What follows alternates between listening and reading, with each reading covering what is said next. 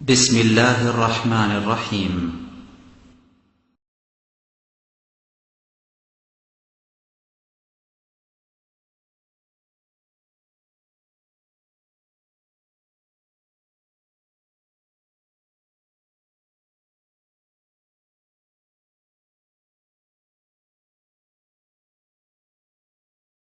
السلام عليكم ورحمة الله.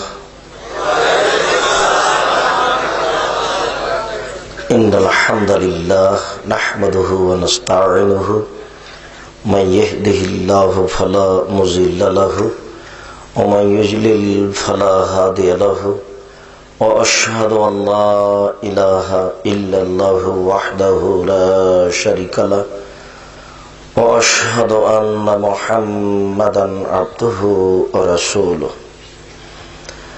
أما بعد فأعوذ بالله من الشيطان الرجيم. الزانية والزاني فاجلدوا كل واحد منهما 100 جلدة. عن أبي هريرة رضي الله تعالى عنه قال قال رسول الله صلى الله عليه وسلم البكر بالبكر جلد 100 وتغرب سنة والسيب الزاني الرازم রাহ বুখারী ও মুসলিম। সম্মানিত উপস্থিতি, প্রশংসা আল্লাহর জন্য, শান্তি অবতীর্ণ হোক আল্লাহর রাসূলের উপর সাল্লাল্লাহু আলাইহি ওয়াসাল্লাম। আজকের দিনী বৈঠকে বক্তব্যের বিষয় পুরুষ ও নারীর অবৈধ সম্পর্ক। পুরুষ ও নারীর অবৈধ সম্পর্কে এক গুরুত্বপূর্ণ তথ্যবহুল বিবরণের চেষ্টা করব ইনশাআল্লাহুল আজিজ। উল্লিখিত বিষয়ের উপরে কথা বলার পূর্বে জরুরি দুটি কথা। তার প্রথম কথা হচ্ছে যে আসলে আমাদের প্রশংসামূলক কথা বা আমরা মুফতি বা আমরা কোরআন হাদিস বুঝি এমন আলোচনাগুলি আমাদের সামনে হোক, এটা শরীয়ত অনুমোদন করে না। বরং এই দৃষ্টিকোণকে শরীয়ত খুব তীব্রভাবে নিন্দা করেছে। তিনি বলেছেন যে কেউ যদি কারো প্রশংসামূলক কথা বলে তাহলে যে বলছে তার মুখে মাটি ছুঁড়ে মারো। বুখারী মুসলিমের এক হাদিসে এসেছে যে যার প্রশংসা করা হলো তাকে ধ্বংস করা হলো। সামান্যতম যদি তার ভিতরে একটু অহংকার গৌরববোধ প্রকাশ পায় তাহলে তার যে কোনো ইবাদত কুলাবে না, তার পরিণাম জাহান্নাম। রাসূল সাল্লাল্লাহু আলাইহি ওয়াসাল্লাম বলেছেন সালাসাতুন মুহলিকাতুন ও সালাসাতুন মুনজিয়াতুন, তিনটি কাজে মানুষ ধ্বংস হয় আর তিনটি কাজে মানুষ বেঁচে যায়। তিনটি কাজে মানুষ ধ্বংস হয়, তিনটি কাজে মানুষ বেঁচে। এই ছেলেরা, তোমরা যারা দায়িত্ব পালন করো এই মানুষগুলো দাঁড়িয়ে আছে কেন? তাদের বসার সহযোগিতা করো, নাহলে যে উপরে ফাঁকা আছে এখানে বসতে বলো।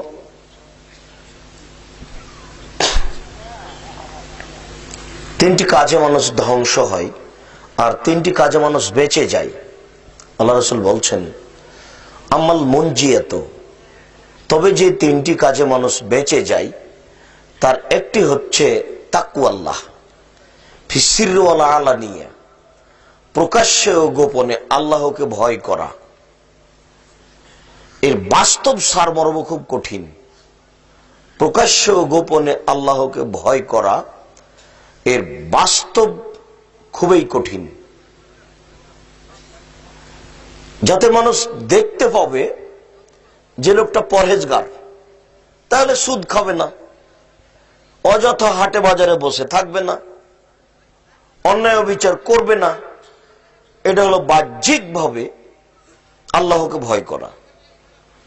আর গোপনে আল্লাহকে ভয় করা, কোন নারীর সাথে মোবাইলে গল্প করবে না, গোসলখানায় গিয়ে কোনো পাপে লিপ্ত হবে না, নির্জনে যখন একা আছে কারো ব্যাপারে মন্দ পরিকল্পনা করবে না। সবসময় সে ভাববে যে এটা পরহেজগারিতার বিরোধী কাজ, এটা আল্লাহকে ভয় করার বিরোধী কাজ।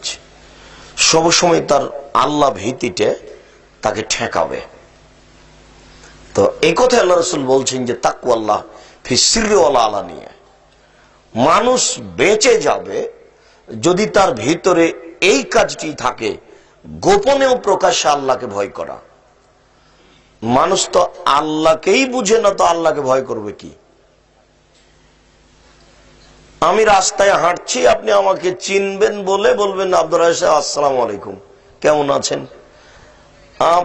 আপনি আমাকে চিনেনই না, তা আপনি কি বলবেন আমাকে যে আসসালামু আলাইকুম? আপনি তো তেমন বলবেন না। বা আরো শ্রদ্ধামূলক কিছু বলতে চাইলে চিনলে জানলে বলবেন, চিনবেন না জানবেন না তখন কি বলবেন? তা তো বলবেন, এটা হয় না। এ কারণেই রাসূল সাল্লাল্লাহু আলাইহি ওয়াসাল্লাম বলছেন ওয়াল্লাযী নাফসি বিয়াদিহি, আল্লাহর কসম, আল্লাহর কসম, আল্লাহর কসম, লাউ তা'লামুনা মা আ'লামু, আমি যেমন আল্লাহকে জানি তোমরা যদি জানতে, আমি যেমন আল্লাহকে জানি তোমরা যদি জানতে, লা বাকাইতুম কাসীর ওয়ালা যাহিকতুম কালিল, তাহলে বেশি বেশি কাঁদতে, কম কম হাসতে। তো আমাদের জীবনে তো কান্নার কোনো পরিবেশই নেই। এখানে আমরা বসে আছি বেশ কয়েকজন মানুষ, যদিচ পরিচালনা এই কমিটির মধ্যে যারা আছেন তারা মনে করছেন যে আজকের অনেস্ট মানুষ। কথা ঠিকই, ঢাকা শহর, গাজীপুর একটা শহরের ব্যাপার, কে 5 পয়সা ধর্মের দাম দেয়? ধর্ম একটা কঠিন নীতির নাম, ধর্ম একটা কঠিন নীতির নাম, মানে এমন কঠিন নীতির নাম যে কোনো কাজই নীতি ছাড়া চলে না। আর নীতি পালন করা মানুষের জন্য কঠিন, যদি মানুষই পালন করবে, গরু ছাগল করবে না। ধর্ম এত কঠিন যে 1 গ্লাস পানি পান করবেন তাতে 4টে নীতি লাগে। 1 গ্লাস পানি খেলে যদি 4টে নীতি লাগে তো কয়জন মানবে? 1 নাম্বার 1 গ্লাস পানি পান করবেন তো 1 নাম্বার ডান হাতে ধরতে হবে, 2 নাম্বার বিসমিল্লাহ বলতে হবে, 3 নাম্বার এক শ্বাসে পান করতে পাবেন না, 4 নাম্বার শ্বাস ভিতরে ফেলতে পাবেন না। 1 গ্লাস পানি পান করতে যদি এত নীতি লাগে, কে মানবে কয়জন? 2000 টাকা দিয়ে জুতা কিনেছেন, নিজ ইচ্ছে পড়তে পাবেন না, দলিল দিয়ে নীতি দিয়ে পড়তে হবে। নীতি আবার একজনের চলে, 2-1 জনের চললে একটা সুবিধা থাকতো যে আটরসি যেভাবে বলেছেন সেভাবে করলেই হবে, দেওয়ানবাগি যেভাবে বলেছেন সেভাবে করলেই হবে, খাজা মঈনুদ্দিন চিশতি যেভাবে করেছেন সেভাবে করলেই হবে। না, এত কঠিন ব্যাপার। কিসের দেওয়ানবাগি আর আপনার কিসের খাজা মঈনুদ্দিন চিশতি? উমর রাদিয়াল্লাহু তাআলা আনহু যদি বলেন যে এইভাবে, আর ওটা যদি রাসূলের না হয় তবু মানা যাবে না, ওটা বাতিল। উমরের নীতি চলে না। উমর মানে উমর এত বড় মানুষ, উমরের ঈমান এত বেশি। আল্লাহ রাসূল বলছেন উমর আনতা তাসলুক ফি তারিকিন লা ইয়াসলুক শায়তান ফি তারিকিকা, উমর তুমি যে রাস্তা দিয়ে হাঁটো ওই রাস্তা দিয়ে শয়তান হাঁটে না। আপনার পীর সাহেবের রাস্তা দিয়ে শয়তান হাঁটে না, ও শয়তান দিয়েই চলে। তাহলে শুধুমাত্র একজন মানুষের কথা দিয়ে ধর্ম চলে, যার নাম মুহাম্মদ সাল্লাল্লাহু আলাইহি সাল্লাম। শুধু একজন মানুষের, 2000 টাকা দিয়ে জুতা কিনেছেন, ওই একজন মানুষের নীতি দিয়ে পড়তে হবে, আপনারটা চলবে না। সেটা কি? ডান পায়ের জুতাটা আগে পড়তে হবে, খোলার সময় বাম পায়েরটা আগে খুলতে হবে। নীতি, প্রতিটা কাজ নীতি। এই যে আমি কথা বলা শুরু করেছি, আমি ইচ্ছা মতো বলতে পারবো না, আগে বলতে হবে আসসালামু আলাইকুম। আসসালামু আলাইকুম বলার পূর্বে যদি কোনো কথা বলি তাহলে আপনি বলবেন যে আপনার কথাই শুনবো না, যাক গেলাম। আল্লাহ রাসূল বলছেন মান কাল্লামা বিগাইরি সালামিন ফালা তুজিবহু, কেউ যদি কোনো কথা সালাম ছাড়াই শুরু করে তাহলে তুমি তার কথার উত্তরই দিও না, যা। এই যে 50 লক্ষ টাকা খরচ করে বাড়িটা তৈরি করেছেন, আপনি ইচ্ছে মতো ঢুকতে পাবেন না, ওই একজনের নীতি দিয়ে ঢুকতে হবে। সেটা কি? কলিং বেলে আঙ্গুলটা রাখার সময় বলতে হবে আসসালামু আলাইকুম, তাছাড়া ঢুকতে পাবেন না। আর এই সালামের এত ক্ষমতা এই সালামের এত ক্ষমতা, আপনি খালি মুখে বলেছেন আসসালামু আলাইকুম, হাতে হাতে ইবলিস বলবে এই শয়তানেরা শোনো, লা মাবিতা লাকুম, এই বাড়িতে তোমাদের থাকার জায়গা নেই। এক কথাই ইবলিস বলছে যে তোমাদের থাকার জায়গা নেই। সালামের কত ক্ষমতা। বাড়িতে ঢুকে যদি বিসমিল্লাহ বলে খেতে বসেন, তখন ইবলিস বলে লা মাবিতা লাকুম ওয়াল আশা, এই বাড়িতে তোমাদের থাকারও নেই, এই বাড়িতে তোমাদের খাওয়ারও নেই। বিসমিল্লাহর এত ক্ষমতা। গরিব মানুষ, বাড়ি ঘরই নেই, বাহির দরজা নেই, এমনি একটা কাপড় ঝোলানো আছে বাহির দরজায়, আপনি বিসমিল্লাহ বলে এই কাগজটা বিছানে সর সমাতে রেখে দেন, দরজায় বিসমিল্লাহ বলে রেখে দেন। আল্লাহ নবী বলেছেন সকাল পর্যন্ত এই দরজা দিয়ে শয়তান ঢুকতে পারবে না। বুখারী মুসলিম। বিসমিল্লাহর কত ক্ষমতা। ধর্ম এমন একটা জিনিস, একজনের কথা দিয়ে চলে। আপনার স্ত্রী আপনার বাচ্চাকে ইচ্ছে মতো দুধ খাওয়াতে পারে না। অবাক, কিভাবে দুধ খাওয়াতে হবে? নবীর নীতিতে। সেটা আবার কি? বাচ্চা যখন দুধের বোঠাতে মুখ লাগাবে, তখন আপনার স্ত্রীকে বলতে হবে বিসমিল্লাহ। যদি আপনার স্ত্রী বিসমিল্লাহ না বলে, তাহলে এই দুধ শয়তান খাবে, নিশ্চিত খাবে, অবধারিত খাবে। নবী বলেছেন খাবে, অতএব খাবে। এই যে আপনার বাড়ির জানালা দরজাগুলি আছে, আপনি ইচ্ছা মতো বন্ধ করতে পারেন না। কিভাবে বন্ধ করতে হবে? একজনের নীতিতে বন্ধ করতে হবে, যার নাম মুহাম্মদ সাল্লাল্লাহু আলাইহি সাল্লাম। সেটা আবার কিভাবে? আল্লাহ রাসূল বলছেন যে গাল্লিকুল্লাহ ওয়া ওয়াজকুরুল্লাহ, দরজা বন্ধ করো, জানালা বন্ধ করো, বিসমিল্লাহ বলো। যে ভাতের পাতিল, তরকারির পাতিল, খাদ্যের পাতিল, আটার পাতিল, এগুলো আপনার স্ত্রী ইচ্ছা মতো ঢাকতে পারে না। কিভাবে ঢাকতে হবে? যেভাবে নবী বলেছেন। সেটা কি? আল্লাহ রাসূল বলছেন যে অকুকেরা বাকুম ওয়াজকুরুল্লাহ, প্রত্যেক খাদ্যের দ্রব্যাদির পাতিল ঢাকো, তোমরা বিসমিল্লাহ বলো। ভাতের পাতিল থেকে আপনার স্ত্রী ইচ্ছা মতো ভাত বের করতে পারে না। কার ইচ্ছায় বের করতে হবে? কার নীতিতে? মুহাম্মদ সাল্লাল্লাহু আলাইহি ওয়াসাল্লামের নীতিতে। সেটা কি?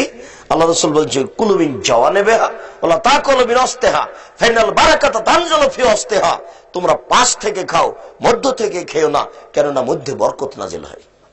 আপনার স্ত্রী যদি ভাতের পাতিলের মাঝামাঝিতে চামচ ডুবিয়ে দেয়, তাহলে পাতিলের বরকত কমবেই, নিশ্চিত কমবে, অবধারিত কমবে।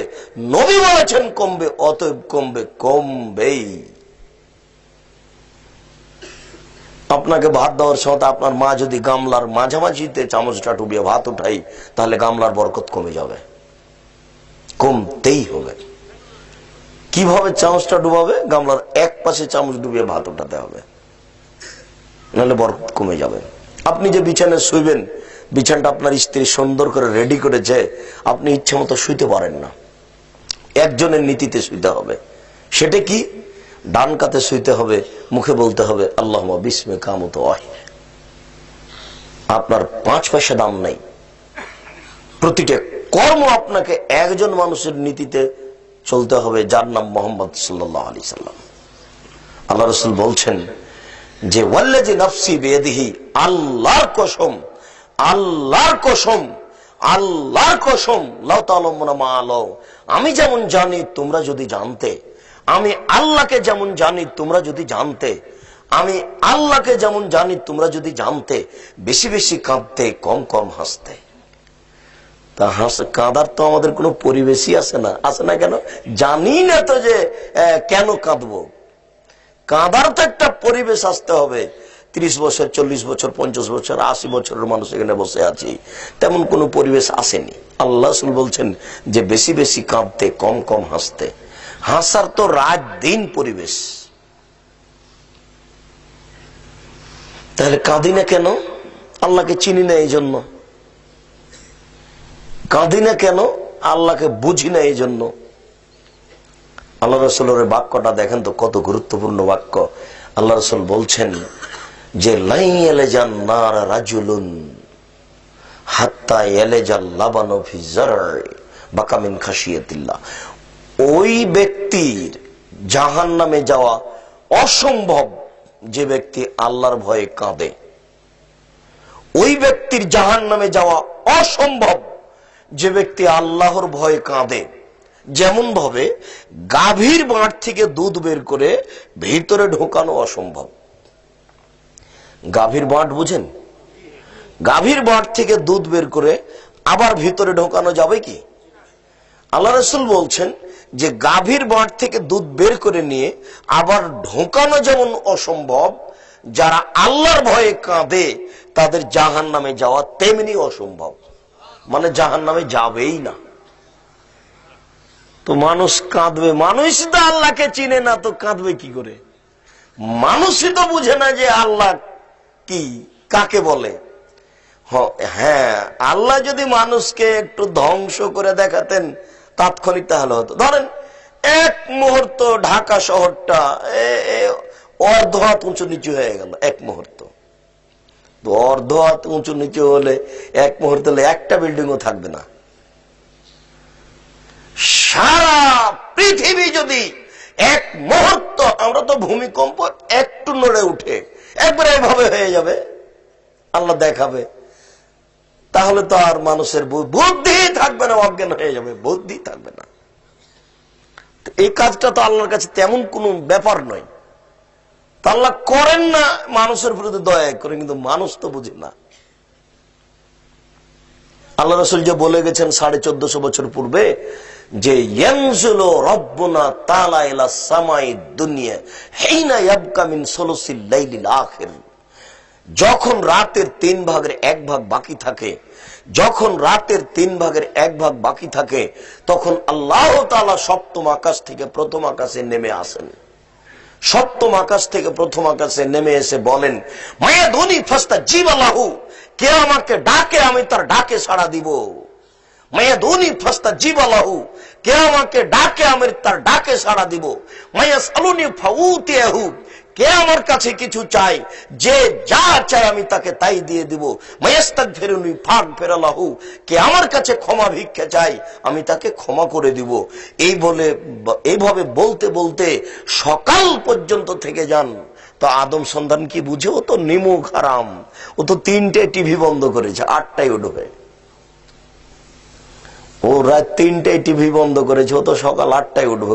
ও কি আল্লাহর দাম দিবে?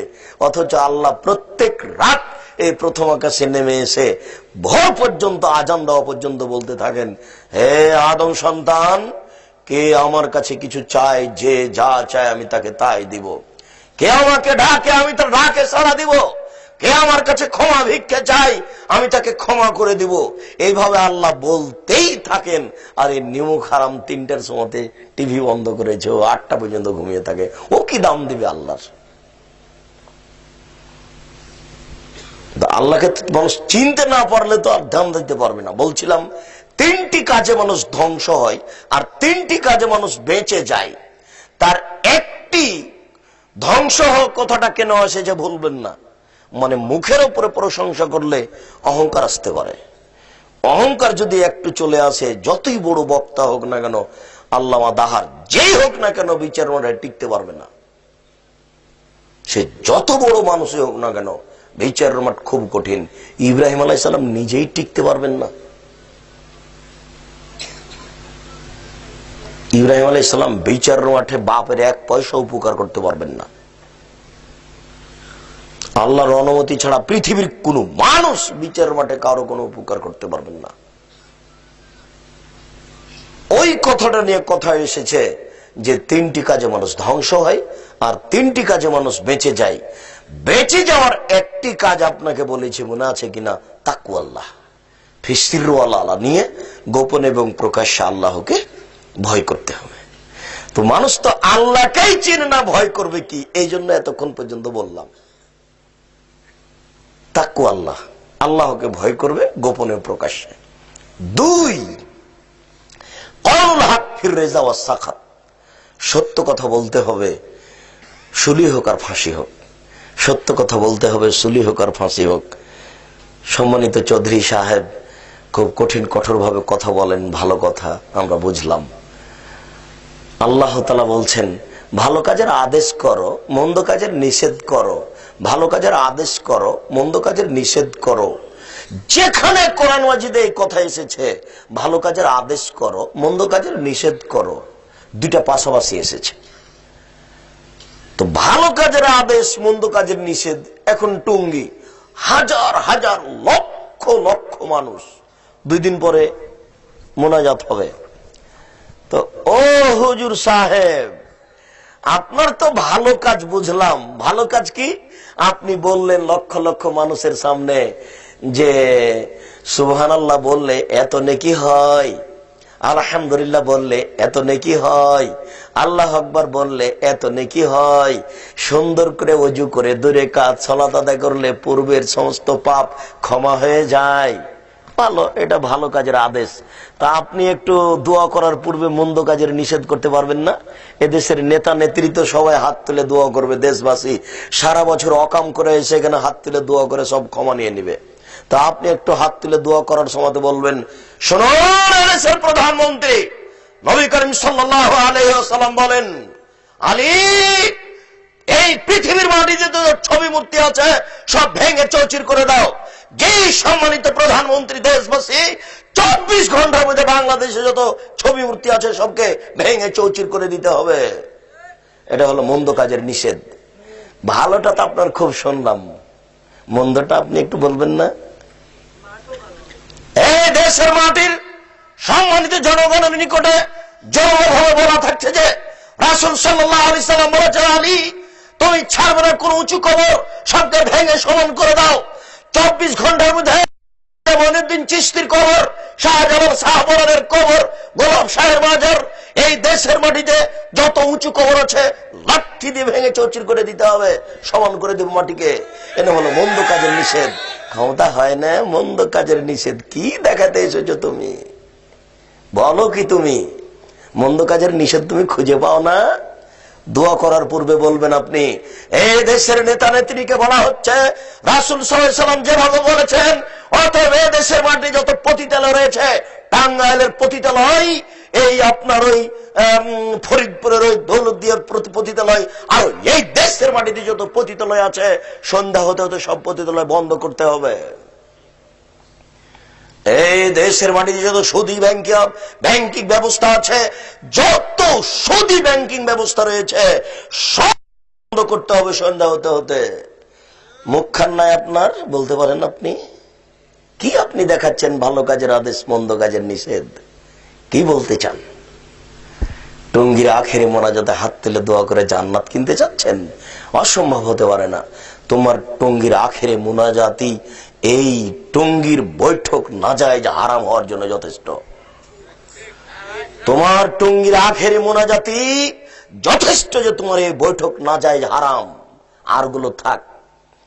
তোমার আখেরি মোনাজাত যদি চলে তো কাবা ঘরের ইমাম সাহেব হাজিদেরকে নিয়ে আরাফার মাঠে আখেরি মোনাজাত করতে পারেন না, ওটাই চলে না? তুমি তো খুব ভালোভাবে জানো যে যত হজ করতে যাই সবাই আল্লাহর মেহমান, যত লোক হজ করতে যাই সবাই আল্লাহর মেহমান। আল্লাহর নবী শতবার বলেছেন, আর আল্লাহ রাসূল বলছেন যে আরাফার দিন যত মানুষকে আল্লাহ ক্ষমা করেন অত মানুষকে আল্লাহ আর কোনোদিন ক্ষমা করেন না। আরাফার মাঠে আল্লাহ যত মানুষকে ক্ষমা করেন পৃথিবীর আর কোন জায়গায় কোন স্থানে কোনদিন অত মানুষকে আল্লাহ ক্ষমা করেন না। আর এখানে তো কয়েক লক্ষ, এবছর মোটামুটি আরাফার মাঠে লোক সংখ্যা উপস্থিত হয়েছিল প্রায় 1 কোটি। তো কাবা ঘরের ইমাম সাহেব প্রায় 1 কোটি হাজি সাহেবকে নিয়ে একটু আখেরি মোনাজাত করলে হতো না? কাবা ঘরের ইমাম সবচেয়ে ভালো মানুষ, তিনি সবাইকে নিয়ে বলতেন, আল্লাহ আমরা সবাই মানুষ উপস্থিত হয়েছি, লক্ষ লক্ষ মানুষ, জানি না কার কি পাপ রয়েছে, যার হাত কবুল হবে তুমি তার হাতের মাধ্যম দিয়ে সমস্ত মানুষের হজ কবুল করে নাও। হতো না? তো কই হয় না যে পাপ হবে, নিশ্চিত পাপ হবে, অবধারিত পাপ হবে, পাপ হবেই। কেন? এতে রাসূলকে অপমান করা হয়। আল্লাহ তাআলা বলছেন, ইয়া আইয়ুহাল্লাযীনা আমানু, হে বিশ্বাসীগণ, আতিউল্লাহ, আল্লাহকে মান্য করো, ওয়াতিউর রাসূল, রাসূলের আনুগত্য করো, ওয়ালা তুবতিলু আমালাকুম, তোমাদের আমল বাতিল করো না। 3টা বাক্য। আবার দেখেন আল্লাহ বলছেন, হে বিশ্বাসীগণ, তোমরা আল্লাহকে মান্য করো, 1। 2, রাসূলের আনুগত্য করো। 3, তোমাদের আমল বাতিল করো না। 3 নম্বর বাক্যটা যেন কেমন হয়ে গেল। বাক্যটা যদি এরকম হতো, মনে হচ্ছে অন্তরটা বলছে আল্লাহকে মান্য করো, রাসূলের আনুগত্য করো, তাহলে জান্নাত পাবা। এরকম বাক্য আছে, কিন্তু এখানে নেই। এখানে আছে 1, আল্লাহকে মান্য করো, 2, রাসূলের আনুগত্য করো, 3, তোমাদের আমল বাতিল করো না। মানে মানতে গিয়ে একটু 19-20 আমল বাতিল হবে। মানতে গিয়ে একটু 19-20 আমল বাতিল হবে। আল্লাহকে মান্য করা মানে হলো কোন প্রকার শিরক করা যাবে না। শিরক চলে পিছন দিকে, শিরক পিছন দিকে যত নেকি আছে সবকে বাতিল করে দেয়। শিরক করলে আল্লাহকে অপমান করা হয়, শিরক করলে আল্লাহকে হেয় তুচ্ছ করা হয়, শিরক করলে আল্লাহকে উপেক্ষা করা হয়, শিরক করলে আল্লাহকে হেয় তুচ্ছ করা হয়, শিরক করলে আল্লাহকে অপমান করা হয়। শিরক চলে পিছন দিকে। শিরক করলে অতীতের সম্পন্ন নেকি নষ্ট হয়ে যায়। হাতের রাশি দেখে ভাগ্য পরীক্ষা করলে শিরক হয়, হাত চালিয়ে ভাগ্য পরীক্ষা করলে শিরক হয়, টিয়া পাখির মাধ্যমে ভাগ্য পরীক্ষা করলে শিরক হয়। গণকের কাছে গিয়ে যদি বলা হয় টাকা হারিয়ে গেছে দেখেন, এতে শিরক হয়। ডাক্তার ভালো তাই বাচ্চা বেঁচে গেল, এই মন্তব্য করলে শিরক হয়। ড্রাইভার ভালো তাই গাড়ি অ্যাক্সিডেন্ট হলো না, এই কথা বললে শিরক হয়। মাঝি ভালো তাই নৌকা ডুবলো না, এই কথা বললে শিরক হয়। গরুকে লাথি মারা যায় না এমন মন্তব্য করলে শিরক হয়। জুতা পায়ে দিয়ে ধানের উপরে হাঁটা যায় না, এই কথা বললে শিরক হয়। আপনার স্ত্রী ফরজ গোসল না করে বাড়ির কোনো কাজ করতে পারে না এমন মন্তব্য করলে শিরক হয়। তুলসী গাছ তুলে ফেলা যায় না, তাতে লাথি মারা যায় না এমন মন্তব্য করলে শিরক হয়। মাদুলি সূরা ইয়াসিন লিখে তাবিজ হাতে গলায় কোমরে ঝুলালে শিরক হয়। মায়ের কসম করলে শিরক হয়, 2 চোখের কসম করলে শিরক হয়, মসজিদে গিয়ে কসম করলে শিরক হয়।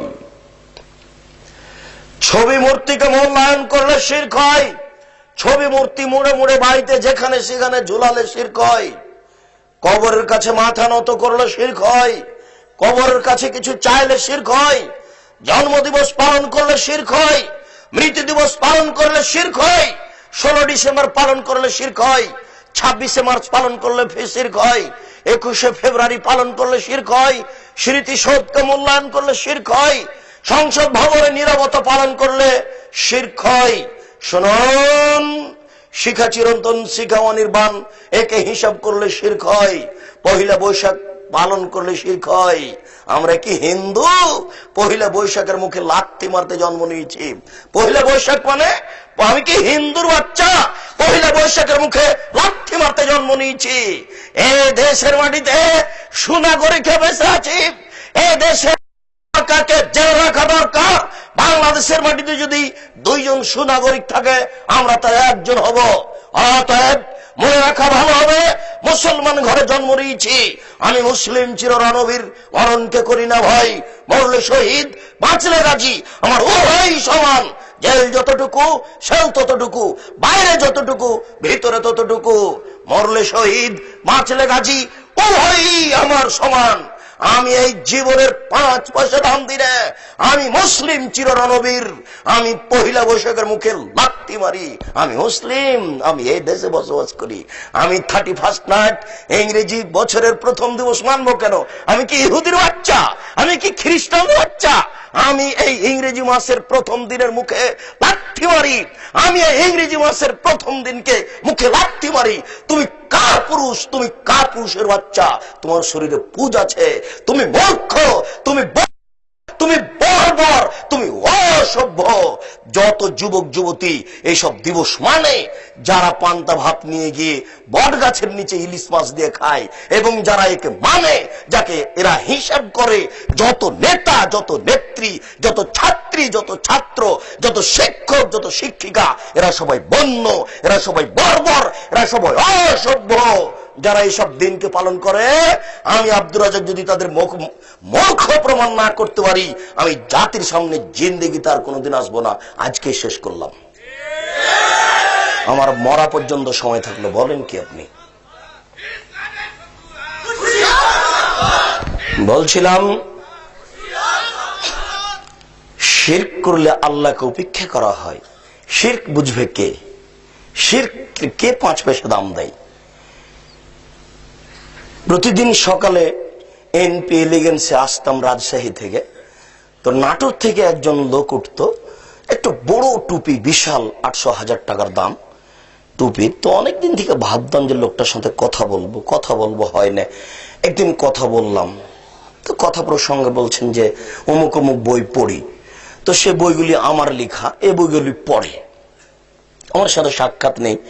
তো বলছে যে আমি খুব শিরকের কথা বলি, আমি খুব বেদাতের কথা বলি। তা বললাম আপনি শিরকের কথা কি বলেন? এসব আয়াত পড়ি, আয়াতের অনুবাদ করলেন, ভালো কথা।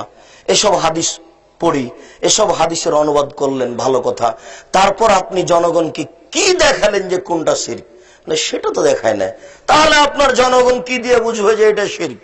3-4টা আয়াত অনুবাদ করেন কোরআন মাজিদ থেকে শিরকের। আল্লাহ তাআলা বলছেন লা তুশরিক বিল্লাহ, তুমি আল্লাহর সদস্যের লাইনাস রাখতা না হেবাতা না মানক। মুহাম্মদ সাল্লাল্লাহু আলাইহি ওয়াসাল্লাম আপনি যদি শিরক করেন তাহলে আপনার আমল বাতিল হবে। রাসূল সাল্লাল্লাহু আলাইহি ওয়াসাল্লাম বলেন লা তুশরিক বিল্লাহ ওয়া ইন কুতিলতা হুররিকতা, তুমি আল্লাহর সাথে শিরক করবে না, তোমাকে হত্যা করা হলো, জ্বালিয়ে দেওয়া হলো। একটা আয়াত অনুবাদ করলাম, একটা হাদিস অনুবাদ করলাম, এই আয়াতে এবং এই হাদিসে শিরক কোনটা কোনটা এটা দেওয়া নেই। আবার বুঝেন, আল্লাহ তাআলা বলছেন আমাদের নবীকে লাইন আশরাকতা, আপনি যদি শিরক করেন লাহাবাতান নামালক, আপনার আমল বাতিল হয়ে যাবে। এটা আয়াত। আল্লাহ নবী বলছেন লা তুশরিক বিল্লাহ, তুমি আল্লাহর সাথে শিরক করবে না, তোমাকে জ্বালিয়ে দেওয়া হলেও, হত্যা করা হলেও। এটা হাদিস। কিন্তু এই আয়াতের হাদিসে কোনটা কোনটা শিরক এটা কি বলা আছে? এখন এই দুইটা অনুবাদ করার পরে বাংলাদেশের মাটিতে যত শিরক আছে সব টেনে নিয়ে আসতে হবে, সব ওই মুসতালির সামনে বলতে হবে, পেশ করতে হবে। 24 ঘন্টার মধ্যে এদেশের নেতা নেত্রীর ছবি যত রাস্তাঘাট আছে সব ভেঙে চৌচির করতে হবে। এটা শিরক। আমি কাপুরুষের বাচ্চা, আমি কুসন্তান, আমি ছবিকে মূল্যায়ন করার জন্য জন্ম নিয়েছি? আমি কুসন্তান নাকি? আমি কি বাচ্চা? আমার রক্তের সাথে মিশে আছে মূর্তি ভাঙা নীতি, আমার গোশতের সাথে মিশে আছে মূর্তি ভাঙা নীতি, আমার রক্তের সাথে মিশে আছে মূর্তি ভাঙা নীতি, আমার গোশতের সাথে মিশে আছে মূর্তি ভাঙা নীতি। ইব্রাহিম আলাইহিস সালাম তিনি ওই মূর্তিখানায় ঢুকে লাঠি দিয়ে মূর্তিকে ভেঙে চৌচির করেছিলেন। আমার নবী যেদিন কাবা ঘরে ঢুকলেন, নিয়ে লাঠি নিয়ে ঢুকে তিনি বললেন জাল হক, এসেছে সত্য, ওয়াজাহাকাল বাতিল, চলে গেছে মিথ্যে, ইন্নাল বাতিলা, নিশ্চয় মিথ্যে, কালো জাহুকা, চিরদিন মিথ্যে। এই বলে বাপের ছবি মূর্তিগুলো ছিল ইব্রাহিম এবং ইসমাইলের, সবকে লাঠি মেরে ভেঙে চৌচির করে দিলেন। আমার রক্তের সাথে মিশে আছে মূর্তি ভাঙা নীতি, আমার রক্তের সাথে গোশতের সাথে মিশে আছে মূর্তি ভাঙা নীতি। অতএব আমি কুসন্তান নই, আমি মুসলিম, আমি সুসন্তান। আমার বাপের কবরটা দিয়ে এসে বাড়িতে ঢোকে, আমার বাপের একটা পাসপোর্ট সাইজের ছবি ছিল, ওই ছবিটাকে একবারে টুকরো টুকরো করে ছিঁড়ে ফেলবো। কেন? আমি ছবি পূজা করি না, আমি তাকে অ্যালবামে রাখবো না, আমি তাকে কোথাও লুকিয়ে রাখবো না, আমি তার দাম দিই না। আমি মুসলিম। আমি বাপের কবর দিয়ে এসে পাসপোর্ট সাইজের যে ছবিটা ছিল, আর আমার বাপের হজ করা লাগবে না, আমার বাপের আর জমি জায়গা তার নামে করা লাগবে না, এই ছবির আর দাম নেই। অতএব এই ছবি পাসপোর্ট সাইজের যেটা, সেটাকে ছিঁড়ে ফেলবো। এবার ছিঁড়ে ফেলার পরে আবার কবরের পাশে যাব, বাপের কবরের পাশে গিয়ে হাত তুলে দোয়া করে বলবো রব্বির হামহুমা কামা রাব্বায়ানি সাগীরা, হে আমার প্রতিপালক, আমার পিতা মাতা বাল্য অবস্থায় আমাকে যেভাবে দেখেছিল তুমি তাকে সেভাবে দেখো। রব্বিক ফিরলি ওয়ালে ওয়ালে দাইয়া, হে আল্লাহ তুমি আমাকে ক্ষমা করো, আমার পিতা মাতাকে ক্ষমা করো। আল্লাহুম্মা গফিরলি আবি ওয়ারফা দারজাতাহু ফিল মাহদিন, আল্লাহ তুমি আমার পিতাকে ক্ষমা করো, তাকে উচ্চ মর্যাদা দান করো, তুমি তার কবরকে প্রশস্ত করো, তুমি তার কবরকে আলোকিত করো। আল্লাহুম্মা গফির লাহু, আল্লাহ তুমি তাকে ক্ষমা করো। ওয়ারহামহু, তুমি তার প্রতি রহমত নাজিল করো। ওয়াফিহি, তুমি তাকে মাফ করো। ওয়াফানহু, তুমি তার প্রতি নিরাপত্তা অবতীর্ণ করো। ওয়াকরিম নুজুলাহু, তুমি তাকে দামি সম্মানী খাদ্য খেতে দাও। ওয়াসমাদ খালাহু, তুমি তার থাকার জায়গা প্রশস্ত করে দাও। ওয়াগসিলহু বিল মাই ওয়াসসালজি ওয়াল বারদ, তুমি তার পাপকে ঠান্ডা স্বচ্ছ পানি দিয়ে ধুয়ে পরিষ্কার করে দাও। কামা নাক্তাইতা সাবলা বিজমিনাদ দানাস, যেমন ভাবে সাদা কাপড়কে ময়লা থেকে ধুয়ে পরিষ্কার করা হয়। আব্দুলহু দারান খায়রান মিন দারিহি, দুনিয়াতে যে বাড়ি ছিল তার চেয়ে সুন্দর বাড়ি দাও। আহলান খায়রান মিন আহলিহি, দুনিয়াতে যে পরিবার ছিল তার চেয়ে সুন্দর পরিবার দাও। ওয়াজাওজান খায়রান মিন জাওজিহি, দুনিয়াতে যে স্ত্রী ছিল তার চেয়ে সুন্দর স্ত্রী দাও। ওয়াদখিলহুল জান্নাহ, তুমি তাকে জান্নাতে প্রবেশ করাও। ওয়াজহু মিন আযাবিল কবর, তুমি তাকে কবরের শাস্তি থেকে বাঁচাও। ওয়া মিন আযাবিন নার, তুমি তাকে জাহান্নামের শাস্তি থেকে বাঁচাও। আমি সুসন্তান, আমি কি কুসন্তান? আমার বাপের কবর দিয়ে এসে আমার বাপের ছবিটাকে সুন্দর করে সাজিয়ে ঝুলিয়ে রাখবো? আমি কুসন্তান নই, তুমি কুসন্তান, তুমি কুসন্তান, তুমি কুসন্তান, তুমি জাতির জন্য কলঙ্ক, তুমি তোমার বাপের জন্য, তোমার বংশের জন্য কলঙ্ক। জোর করে তুমি জান্নাত কেনার চেষ্টা করিও না। কবি নজরুল বলেছেন, মসজিদের পাশে কবর দিও ভাই। কিসের মসজিদের পাশে? মসজিদের পাশে কবর দিয়ে কি হবে? আপনার বাপ যদি মারা যান আর আপনার বাপের কবরটা যদি কাবা ঘরের নিচে ঢুকিয়ে দেন, 1 পয়সা লাভ নেই। আপনার খুব মান ক্ষমতা বেশি যে আমার বাপের কবরটা মসজিদের পাশে কেন, কাবা ঘরের নিচে ঢুকিয়ে দেওয়ার ক্ষমতা আছে। কাবা ঘরের নিচে ঢুকিয়ে দিলেও 1 পয়সা লাভ হবে না। এদেশের লোক, সেদিন সে লোকটা মারা গেল, সেদিন সে লোকটা মারা গেলে সবাই ওর কবরে ফুল দিচ্ছে, ফুল চাপাচ্ছে আর বলছে বোকা লোকগুলি যে কবরকে সিক্ত করলো, কবরকে সিক্ত করলো ফুল দিয়ে, ফুল দিয়ে সিক্ত করলো মানে কবরকে ঠান্ডা করলো। এই অশিক্ষিত মূর্খ বন্য বর্বর অসভ্য মানুষগুলি জানে যে কবরকে সিক্ত করলো নাকি? রাজশাহী চাঁপাই নবাবগঞ্জের ভাষাতে বলতে হয় যে কবরে মনে হয় মায়ের লেথড়িয়ে দিল আর উপরে বলছে যে ও কবরকে সিক্ত করলো। ভালো মন্দ বুঝে আবার তাকে অনে ভর্তি হতে হবে, ভালো মন্দ বুঝতে হবে। তারপরে আল্লাহ রাসূল বলছেন, মানুষ যদি জানতো আমি আল্লাহকে যেমন জানি তাহলে মানুষ বেশি বেশি কাঁদতো, কম কম হাসতো। সম্মানিত দিনী ভাই, আল্লাহ রাসূল বলছেন 3টি কাজে মানুষ বেঁচে যায়। তার একটি হচ্ছে এই যে আল্লাহকে ভয় করা। 2, কওলুল হক ফির রিজা ওয়াস সাকাত, সত্য কথা বলতে হবে, চুলি হলেও ফাঁসি হলেও। এই কথাটা নিয়ে এতক্ষণ পর্যন্ত কথা এসেছে। হক কথা বলতে পারে কে? টঙ্গীর আখেরি মোনাজাতের আগে আপনি একটু হক কথা বলতে পারেন না? যারা দায়িত্ব পালন করছেন দেশের মাটিতে, চেয়ারম্যান, মেম্বার, এমপি, মন্ত্রী, রাসূল সাল্লাল্লাহু আলাইহি সাল্লামের ওই বাক্যটি অবাক হই। রাসূল সাল্লাল্লাহু আলাইহি সাল্লামের ওই বাক্যটি বুঝতে পারতাম না, যেটা একটু পরে বলতে চাচ্ছি। সেটা হচ্ছে আল্লাহ রাসূল বলছেন, গাধা যেমন গাভীর সাথে মিলে লজ্জা বুঝে না, ষাঁড় যেমন গাভীর সাথে মিলে লজ্জা জানে না, মানুষ তেমন খোলা মাঠে জেনা করবে, লজ্জা বুঝবে না। আশ্চর্য!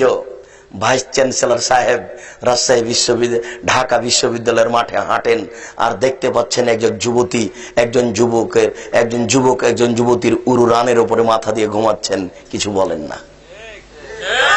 কোথায় জিয়র রহমান সাহেব মারা গেলেন, হাড়হাড্ডি নিয়ে এসে সংসদ ভবনের এখানে পুঁতে দেওয়া হলো।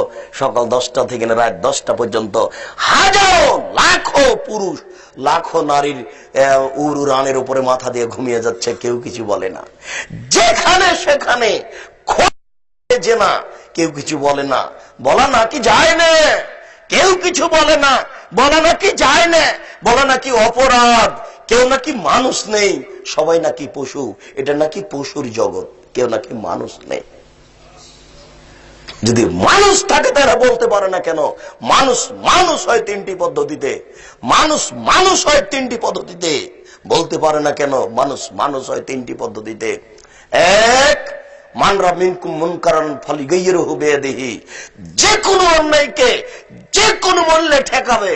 ভাতিজার টিভিতে ল্যাংটা মেয়ে নাচছে, ভাতিজাকে বলার প্রয়োজন নেই, পরামর্শের কোনো প্রয়োজন নেই, গিয়ে লাথি মেরে টিভি ভেঙে দিতে হবে। এটা রাসূলের প্রথম আদেশ। তখন সে মানুষ। ফাইনাল ম্যাচটাতে যদি টিভি লাথি মেরে ভাঙতে না পারে, ফামেলে সালেহি, তাকে বলতে হবে ভাতিজা তোমার এই কাজ ঠিক নয়, তখনও সে মানুষ। ফাইলে মেস্তাতে যদি মুখে বলতে না পারে, তার কাজকে ঘৃণা করবে, ভাতিজা তোমাকে ঘৃণা করি, তোমার কাজকে ঘৃণা করি, আমি গেলাম, তখনও সে মানুষ। যদি এই তিনটার কোনটাই না করে, বরং আসরের সালাত আদায় করে, মাগরিবের সালাত আদায় করে ভাতিজার দোকানের সামনে বসে বসে ল্যাংটা টিভি দেখে, এই চাচা তাহাজ্জুদ পড়লেও এ পশুর চেয়েও খারাপ।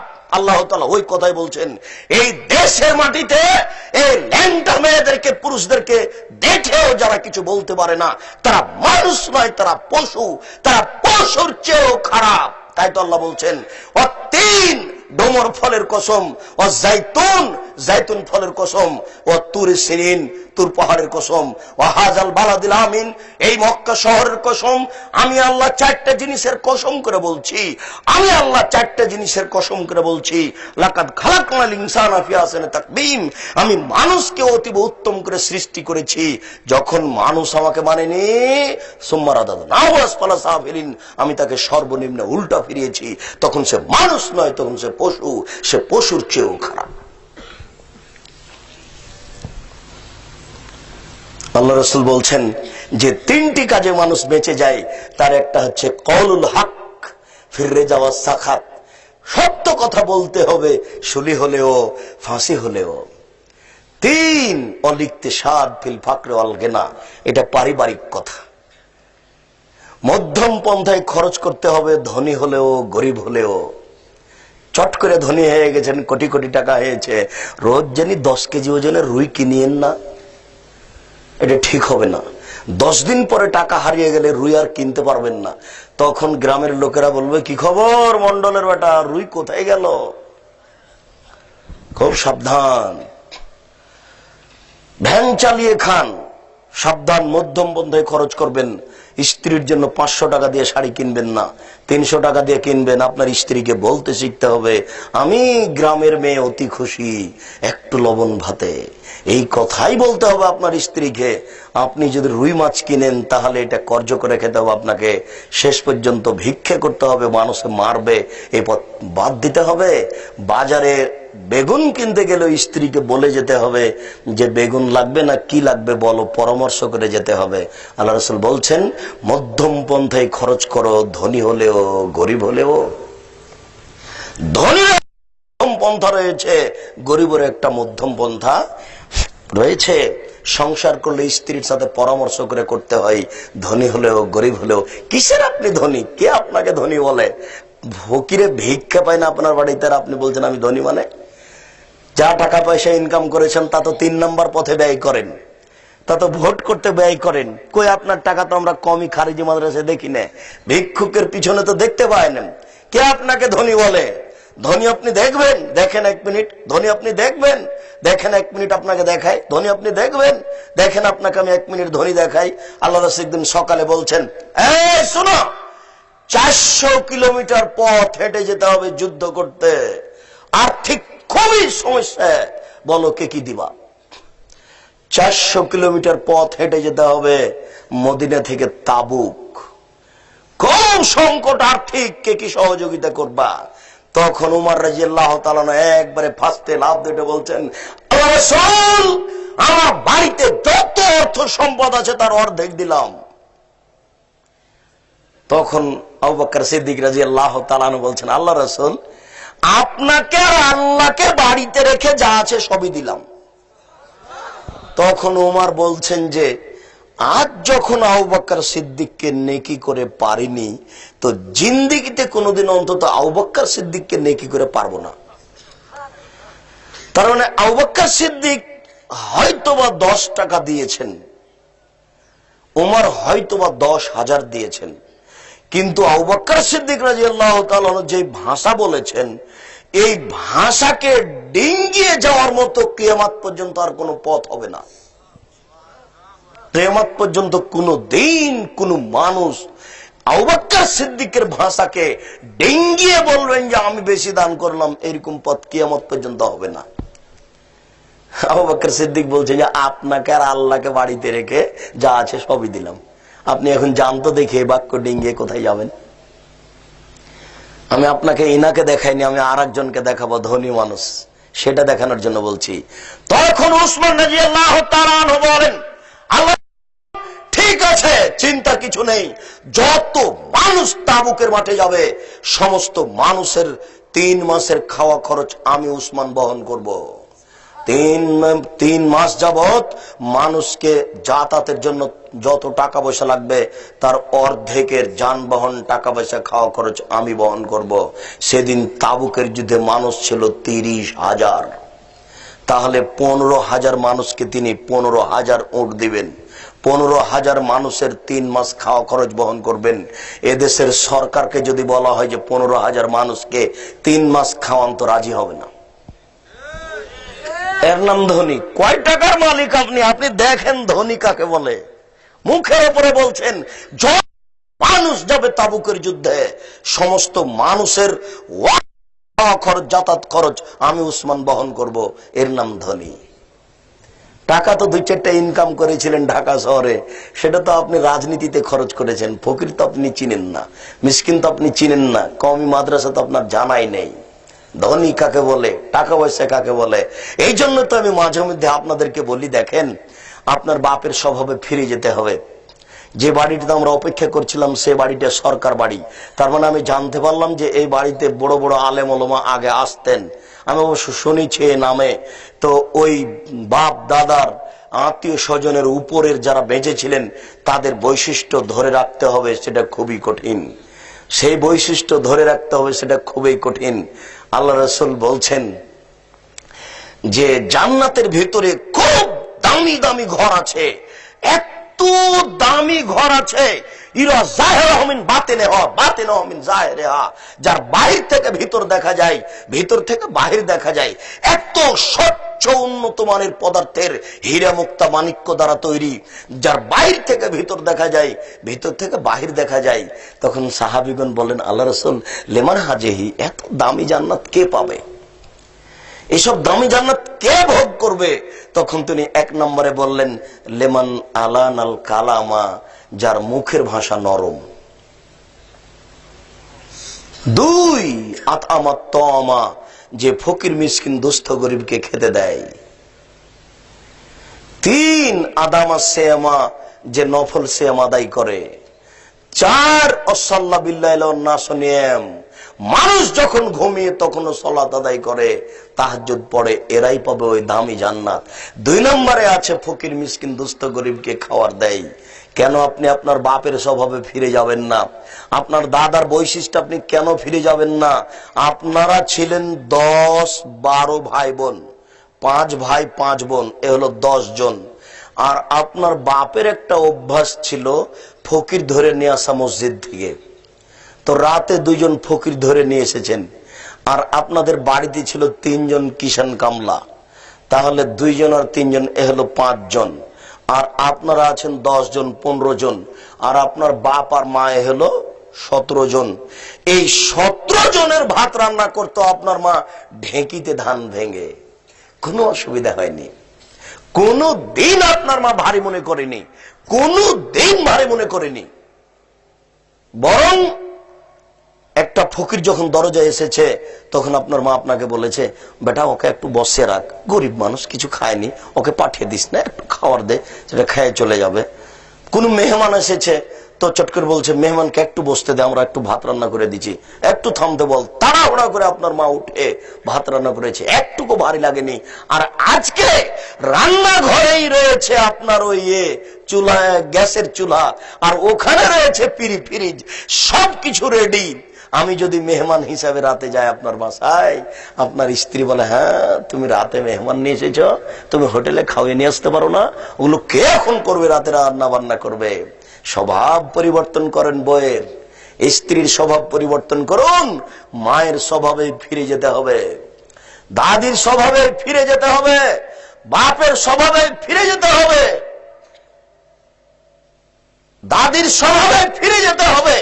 যেটাই ফকির মিসকিনের খাদ্য আপনার বাড়িতে রেখে দেওয়া হয়েছে, আল্লাহ তাআলা বলছেন ফকির মিসকিন তোমার বাড়িতে খাবে, আপনি যদি কৃপণ হন তাহলে তার খাওয়া হবে না। অতএব আপনাকে কৃপণতা ত্যাগ করতে হবে, মধ্যম পন্থায় খরচ করতে শিখুন। তিনটি কাজে মানুষ ধ্বংস হয়। এক, সহনমুতা, যদি কৃপণতা অবলম্বন করে, ওই কথাটা চলে আসলো, যদি কৃপণতা অবলম্বন করে, আল্লাহ রাসূল বলছেন লায়াত খোলেল জান্নাত বাখিল, কৃপণ জান্নাতে যাবে না। লায়াত খোলেল জান্নাত বাখিল, কৃপণ জান্নাতে যাবে না। আল্লাহ রাসূল বলছেন ওয়াত্তাকু শুহা ওয়া শুহা আহলাকা মান কানা ক্বাবলাকুম, কৃপণতা থেকে বেঁচে থাকো, কৃপণতা তোমাদের পূর্বের লোককে ধ্বংস করেছে। কৃপণতা থেকে বেঁচে থাকো, কৃপণতা তোমাদের পূর্বের লোককে ধ্বংস করেছে। এই কথা বলে আল্লাহ রাসূল বলতেন মাঝে মধ্যে আল্লাহুম্মা ইন্নী আউযু বিকা মিনাল জুবনি ওয়াল বুখল, হে আল্লাহ আমি তোমার কাছে কৃপণতা থেকে বাঁচতে চাই। আল্লাহ আমি তোমার কাছে কৃপণতা থেকে বাঁচতে চাই। আল্লাহ তোমার কাছে আমি কৃপণতা থেকে বাঁচতে চাই। তাহলে কৃপণতা অবশ্যই জঘন্য কিছু, কৃপণতা অবশ্যই খারাপ। কৃপণতা অবলম্বন করলে ফকির মিসকিন খেতে পাবে না। বাড়ি তো 10 তলা করেছেন, বাইরে একটা গেট আছে, ফকির তো আসতেই পারে না, সেই জন্য বাড়ি ছেড়ে চলে গেছে রাস্তায়। গাড়ি থামলে ওখানে গিয়ে ভিক্ষে যায়, আর আপনি বলেন মাফ করো, শুধু মাফ, শুধু মাফ করো। পকেটে কিছুই নেই, কিছু দেওয়া যায় না, বাড়িতে তো আসবে না, বাড়িতে আসার কোনো সুযোগই নেই। বউ তো এখন বড় লোকের বেটি। আরে আপনার মা এখনো রান্না করতে পারে, এখনো পারে, কোনো সমস্যা নেই আপনার মায়ের রান্না করতে, এখনো পারে, বয়স তার 80। আপনি এখন বলেন ফিরিয়ে দিবে না মেহমানকে, না বেটা ফিরিয়ে দিও না, আমি নিজে রান্না করে দিচ্ছি, তুমি ফকিরকে খাবার দাও। 2, হন মুত্তাবা, প্রবৃত্তিকে মেনে নিলে ধ্বংস হবে, প্রবৃত্তিকে মেনে নিলে ধ্বংস হবে, প্রবৃত্তিকে মেনে নিলে ধ্বংস হবে। 3, ইজাবুল মারে বিনাফসিহি ওয়া আসাদদুন না, অহংকার ভিতরে আসলে সে ধ্বংস হবে। এই তিনটের সবচেয়ে খারাপ হলো অহংকার। অহংকার ভিতরে আসলে ধ্বংস হবেই। যার অন্তরে সরিষা সম পরিমাণ অহংকার থাকবে সে জাহান্নামে যাবে, যার অন্তরে সরিষা সম পরিমাণ অহংকার থাকবে সে জাহান্নামে যাবে। এই জন্য ওই কথাটা বলছিলাম সম্মানিত দিনী ভাই, মহান আল্লাহ বলেন আযানিয়াতু যানি ফাজলিদু কুল্লা ওয়াহিদিন মিনহুমা মিআতা জালদা, অবৈধ সম্পর্ককারী পুরুষ, অবৈধ সম্পর্ককারী নারী, তোমরা এদেরকে 100 লাঠি পিটাও।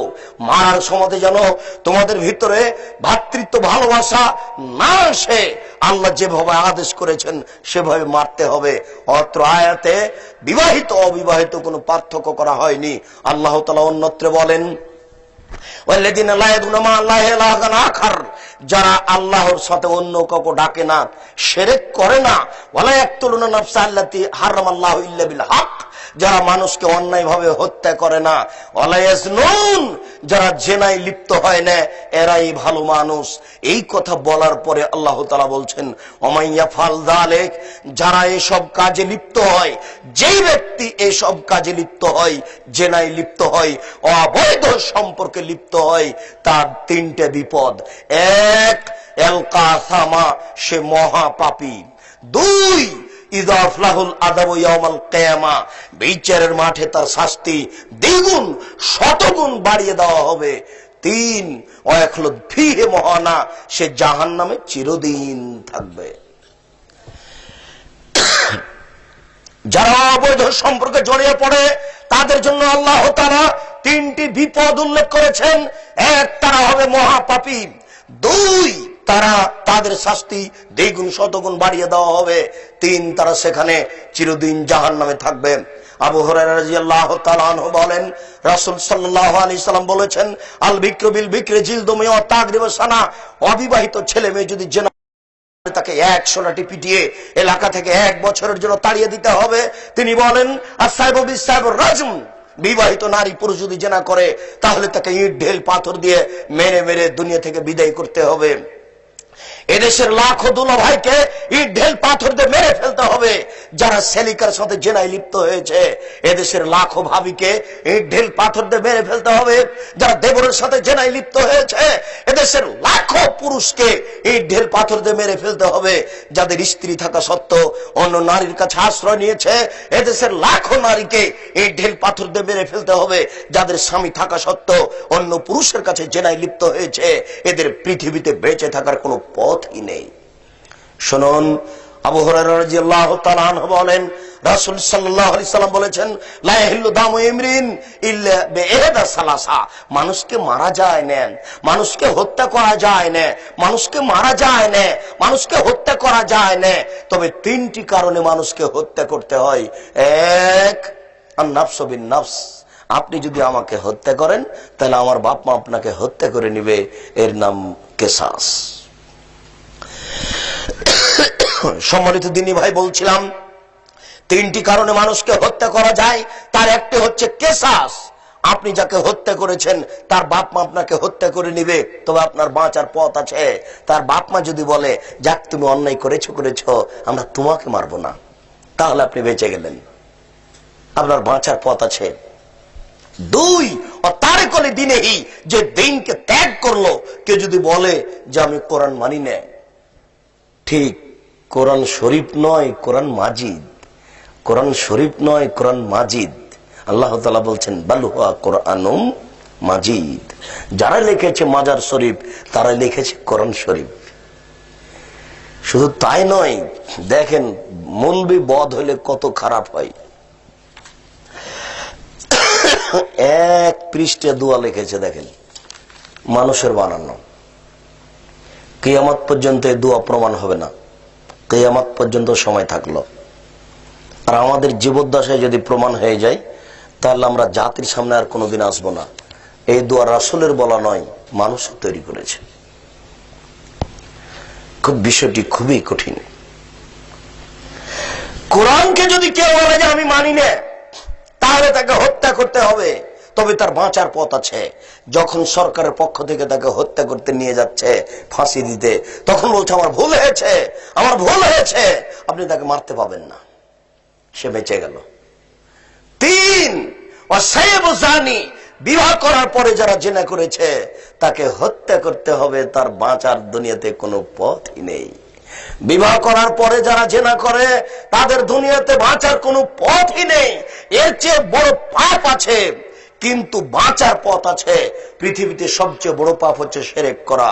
আপনাকে হত্যা করতে হবে না, পাপ সবচেয়ে বড়। পৃথিবীতে দ্বিতীয় মহাপাপ হচ্ছে পিতামাতার অবাধ্য চলা। আপনাকে হত্যা করতে হবে না, পাপ দ্বিতীয় মহাপাপ। তিন, কাউজুলের মিথ্যা কথা বলা, মিথ্যা সাক্ষী দেওয়া পৃথিবীতে মহাপাপ, কিন্তু আপনাকে হত্যা করতে হবে না, পাপ তৃতীয় নাম্বার সবচেয়ে বড়তে। কিন্তু জেনাও একটা বড় পাপ, কিন্তু আশ্চর্য বড় পাপ। বিবাহ করার পরে যদি আপনি জেনায় লিপ্ত হন তাহলে দুনিয়াতে বেঁচে থাকার কোনো পথই নেই। আপনি দেখুন, আপনাকে মুসলিম গ্রন্থ থেকে একটা হাদিস শোনাই। যাতে নতুন গ্রামে দিয়ে গ্রামের সম্প্রদায়ের একজন মহিলা আসলো, এসে রাসূলের দরবারে বলল, তাহিরুন ইয়া রাসূলুল্লাহ, আল্লাহ রাসূল আমাকে পবিত্র করুন। তখন আল্লাহ রাসূল বললেন, ইরজিই, তুমি বাড়ি ফিরে যাও, আস্তাগফিরুল্লাহ, তুমি আল্লাহর নিকটে ক্ষমা চাও, ওয়া তুবি ইলাইহি, তুমি তওবা করো, আল্লাহ তোমাকে maaf করে দিবেন। তখন মহিলাটি বলছে, আতুরাদ্দুনি কামা রাদ্দাতা মাইজুল মালিক। ওহো, মাইজুল মালিককে আপনি যেভাবে ফিরিয়ে দিয়েছিলেন সেভাবে আপনি আমাকে ফিরিয়ে দিতে চাচ্ছেন। ওয়ান্না হাওলা মিনাজ জিনা, আমার পেট উঁচু হয়েছে, অবৈধ সন্তানে আমার পেটে অবৈধ সন্তান রয়েছে, দয়া করে আমাকে ফিরিয়ে দিবেন না, আমার বিচার করে দেন। তখন আল্লাহ রাসূল বলেন, আচ্ছা ঠিক আছে, ইরজিই, তুমি বাড়ি ফিরে যাও, হাত্তা তালিদি, তুমি বাচ্চাকে জন্ম দাও, যেদিন তোমার বাচ্চা জন্ম নিবে সেদিন আসছে বিচার করে দিব। মহিলাটি বাড়ি চলে গেল। মুসলিম গ্রন্থে এসেছে, সবেমাত্র বাচ্চা জন্ম নিয়েছে, সেই বাচ্চাকে এই নেকড়াতে জড়িয়ে নিয়ে রাসূলের দরবারে এসে বলছে, আল্লাহ রাসূল, এই দেখেন বাচ্চা জন্ম নিয়েছে, বিচার করে দেন। তখন আল্লাহ রাসূল দৃশ্য দেখে বলছেন, ইরজিই, তুমি বাড়ি ফিরে যাও, ফারদিহি, বাচ্চাকে দুধ খাও, হাত্তা তাফতিমিহি, যেদিন বাচ্চা দুধ ছেড়ে দিবে সেদিন এসে বিচার করে দিব। মহিলা বাচ্চা নিয়ে চলে গেল, 2 বছর বাচ্চাকে দুধ পান করালো। 2 বছর পরে বাচ্চা নিয়ে বিচারালয়ে উপস্থিত। অফিয়াদিহি কাসরাতু খুবজিন, এই অবস্থায় বাচ্চার হাতে এক টুকরা রুটি রয়েছে। এই রুটি প্রমাণ করে বাচ্চা খাদ্য খেতে পারে। ফাওয়াসাদাহু বিয়াদি রাজুলিন মিনাল মুসলিমিনা, আল্লাহ রাসূল বাচ্চাটাকে একজন মুসলমানের হাতে সমর্পণ করলেন। বললেন, যাও তুমি একে লালন পালন করো। এরপরে বললেন, সঙ্গী সাথী, ইযহাবু বিহা, তোমরা একে মাঠে নিয়ে যাও। মাঠে নিয়ে গিয়ে গর্ত খুঁড়ে বুক পর্যন্ত মাটিতে পুঁতে দিয়ে একে ইট পাটকেল ঢেল দিয়ে মেরে মেরে দুনিয়া থেকে বিদায় করো। সাহাবীগণ বলেন, আমরা তাকে মাঠে নিয়ে গেলাম, গর্ত খুঁড়লাম, বুক পর্যন্ত মাটিতে পুঁতে দিয়ে চতুর্দিক থেকে পাথর মারতে লাগলাম। খালিদ বিন ওয়ালিদ বলেন, আমি একটা পাথর তার মুখের উপর মারলাম, ফাতানার জাহাদাম হলো যে খালিদ, পাথরটা মুখে লেগে মুখ ফেটে রক্ত ছিটে খালিদের গায়ে লাগলো। ফাসাবাহা, খালিদ তাকে গালি দিয়ে বসলেন, ছিছি, একজন জেনাকারিনী মহিলার গায়ের রক্ত আমার গায়ে লাগলো, এরকম কিছু বলে তিনি গালি দিলেন। আল্লাহ রাসূল বললেন, বলেন খালিদ, খালিদ থামো, তুমি একে গালি দিও না। লাকা দাওয়াত লাও তাওয়া সাহেব হচ্ছে না গোবের আল্লাহ, এই মহিলা এত তওবা করেছে, আল্লাহর দরবারে তো ক্ষমা ভিক্ষে চেয়েছে, এরূপ তোমা যদি কোনো বড় থেকে বড় পাপী চাই তাহলে তার পাপকে ক্ষমা করা হবে। খালিদ, আসলে একে ক্ষমা করা হয়েছে খালিদ, তাই তো তিনি জানাজা করলেন, কাফন দাফন করলেন, তিনি সবকিছু করলেন, ক্ষমা হয়ে গেছে ঘোষণা দিয়ে দিলেন, কিন্তু তিনি তার শাস্তি মাফ করলেন না। বিবাহ করার পরে জেনা করলে মাফ হয় না, দুনিয়াবি শাস্তি মাফ হবে না, কোনো পথই নেই বেঁচে থাকার। সারা পৃথিবীতে যত মানুষ পুরুষ ও নারী বিবাহ করার পরে জেনায় লিপ্ত হয়েছে, এদের বেঁচে থাকার পৃথিবীতে কোনো পথ ঘাটি নেই।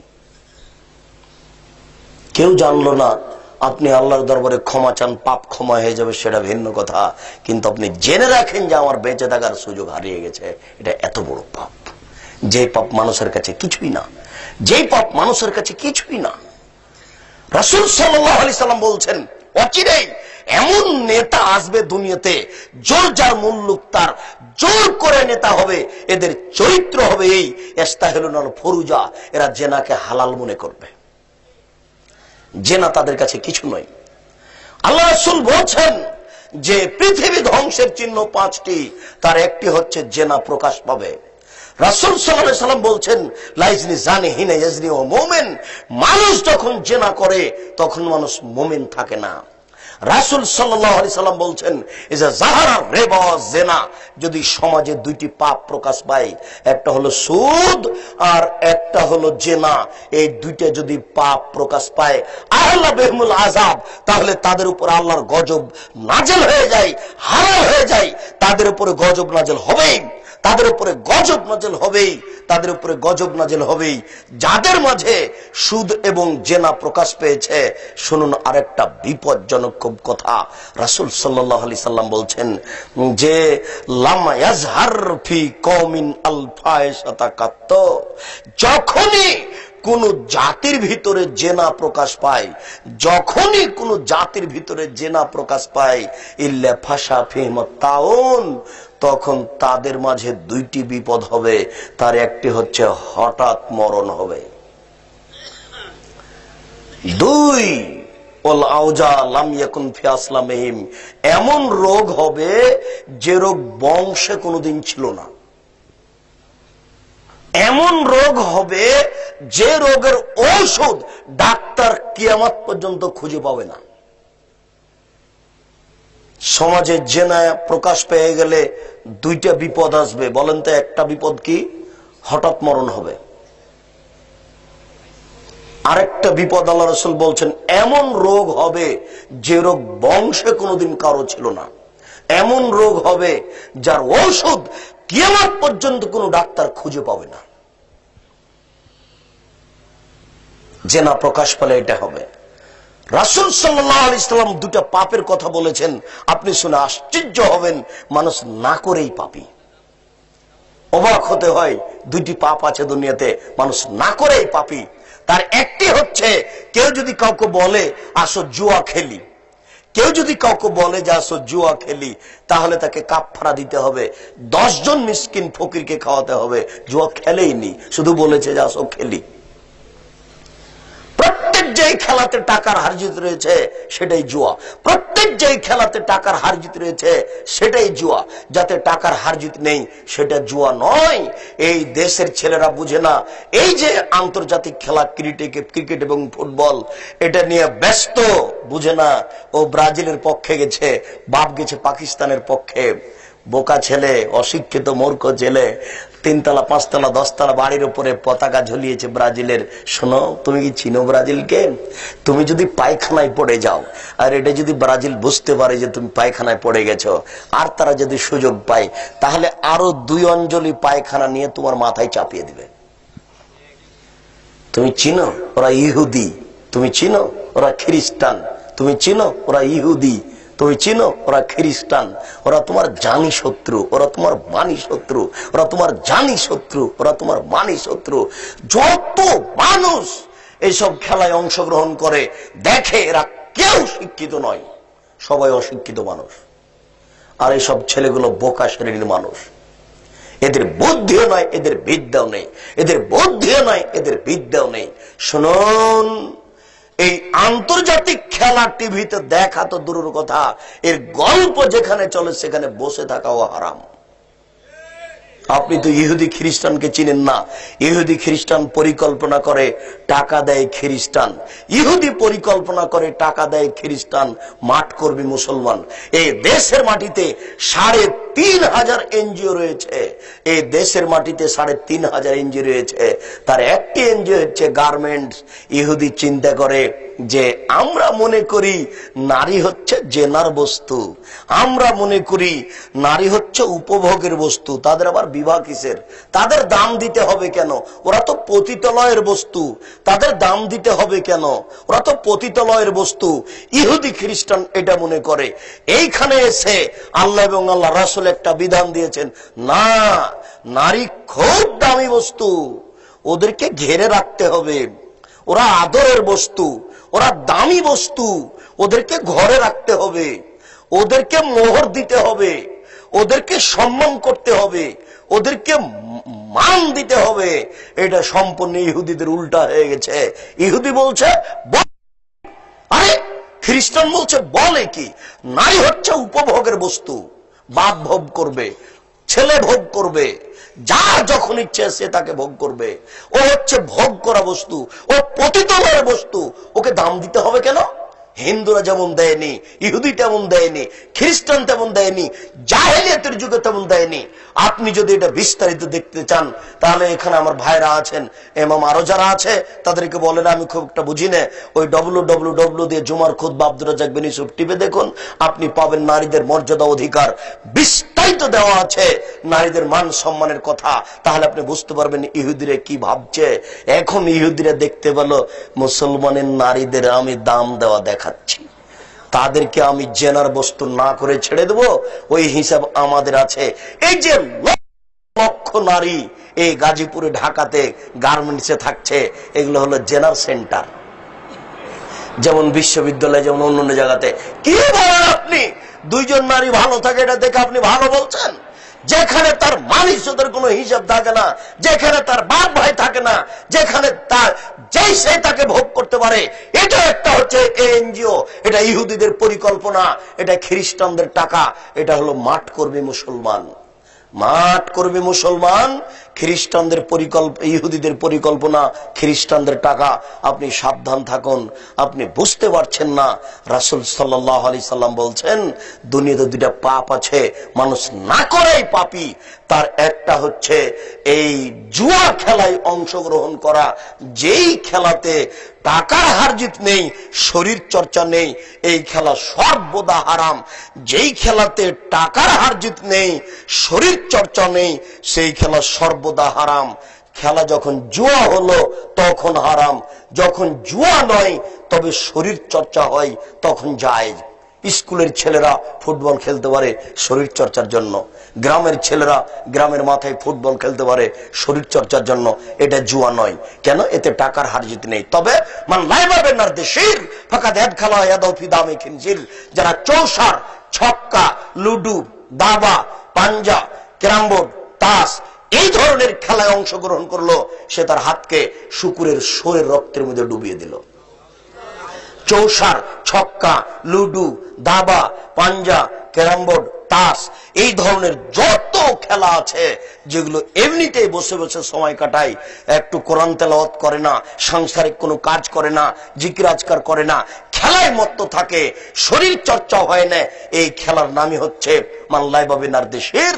কেউ যদি চৌসার, ছক্কা, লুডু, দাবা, পাঞ্জা, ক্যারাম বোর্ড, তাস এই ধরনের খেলায় অংশগ্রহণ করে, ফাদ খালা ইয়াদাহু ফি দামি খিনজির, তাহলে সে তার হাতকে শুকুরের শোরে রক্তের মধ্যে ডুবিয়ে দিল। শুনুন, রাসূল সাল্লাল্লাহু আলাইহি সাল্লাম বলছেন, কোন নারী যদি সাজসজ্জা গ্রহণ করে, ঠোঁটে লিপস্টিক দিয়ে পাউডার মেখে রাস্তায় চলে, ও ব্যভিচারিণী, ও ব্যভিচারিণী, ও ব্যভিচারিণী। ও জেনা করেইনি, তবু আল্লাহ রাসূল বলছেন যে ও ব্যভিচারিণী। কেন? ও জেনার পথ খুলেছে। একজন নারী যদি সাজসজ্জা গ্রহণ করে, ঠোঁটের বৃষ্টিতে রাস্তাঘাটে ঘুরে, ও ব্যভিচারিণী, ও ব্যভিচারিণী, ও ব্যভিচারিণী। অন্যদিন আপনাকে বিস্তারিত শোনাবো, আপনি শুনে রাখেন। জাহান্নাম বলতে শুধু নারী আর নারী, জাহান্নাম বলতে শুধু নারী আর নারী, জাহান্নাম বলতে শুধু নারী আর নারী। কিছু পুরুষ আপনি দেখুন, রাসূল সাল্লাল্লাহু আলাইহি সাল্লাম বলছেন 3 শ্রেণীর মানুষ জাহান্নামে যাবেই, 3 শ্রেণীর মানুষ জাহান্নামে যাবেই, 3 শ্রেণীর মানুষ জাহান্নামে যাবেই। তার এক শ্রেণীর মানুষ হচ্ছে মধুমেনুল খামর, যারা নিয়মিত বিড়ি, তামাক, জর্দা, সিগারেট, গুল খায়, নেশাদার দ্রব্য খায়, পান করে, তারা জাহান্নামে যাবেই। যারা বিড়ি, তামাক, জর্দা, সিগারেট, গুল, নেশাদার দ্রব্য খায়, পান করে, তারা জাহান্নামে যাবেই। তাহাজ্জুদ পড়লেও, হজ করলেও এই পথ থেকে তওবা করে আল্লাহর কাছে ফিরে আসতে হবে, তাহলে জান্নাত, সেটা ভিন্ন কথা।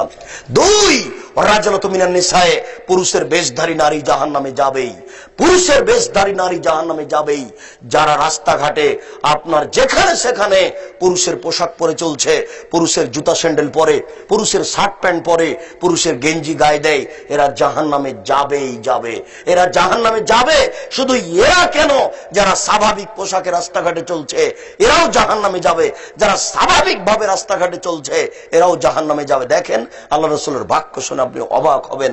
আমি অনুবাদ করে শোনাচ্ছি, শুনলে আপনি মনে করবেন যে মনে হচ্ছে যেন আপনার বাড়ির সাথে হুবাহু মিলে আছে।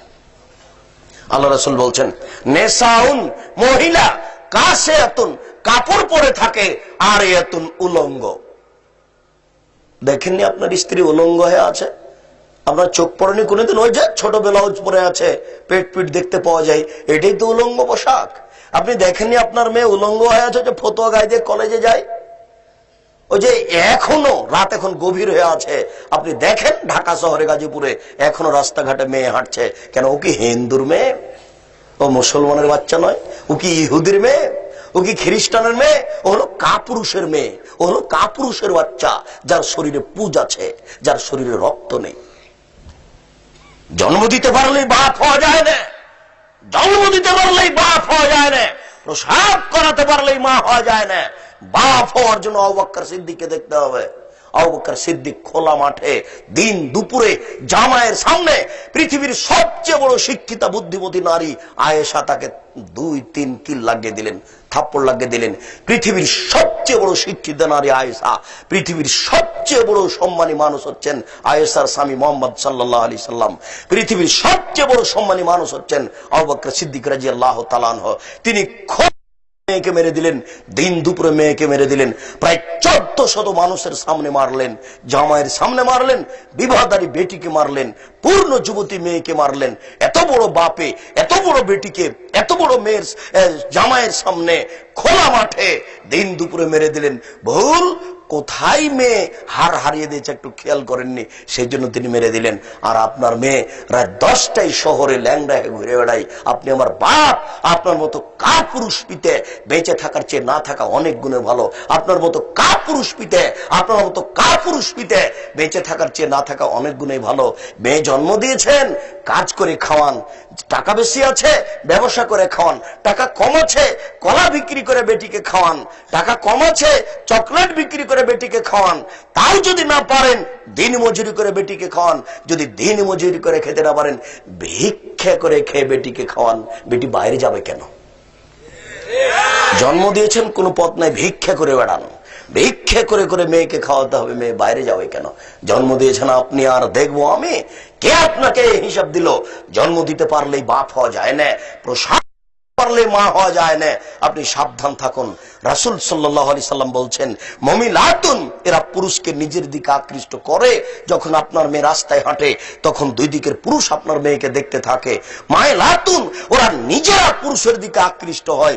আবার দেখুন, নেসাউন, মহিলা, কাসিয়াতুন, কাপড় পরে থাকে, আর এতুন, উলঙ্গ। মুমিনাতুন, পুরুষকে নিজের দিকে আকৃষ্ট করে, এটা দেখতে পাচ্ছেন বাস্তব। মায়লাতুন, তারা নিজেরা পুরুষের দিকে আকৃষ্ট হয়। এটা কিভাবে? ও যখন বাড়িতে আছে ভালোই আছে, মায়ের একটু কাজ করে, বিছানা একটু রেডি করে, বাপকে একটু খাবার দেয়, বাড়িতে আছে ভালোই আছে।